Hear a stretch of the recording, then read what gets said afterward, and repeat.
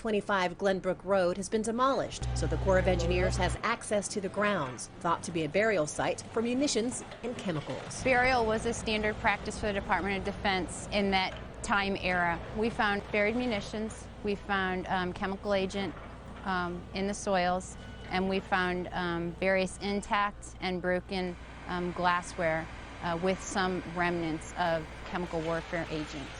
For 12 years, the U.S. Army Corps of Engineers has been investigating the area with one priority.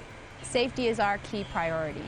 This entire project was designed with the safety of the community and the environment as the #1 priority.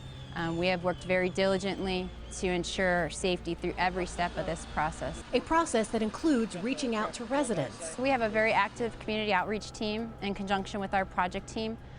So we hold monthly Restoration Advisory Board meetings with the community to solicit input and provide monthly updates.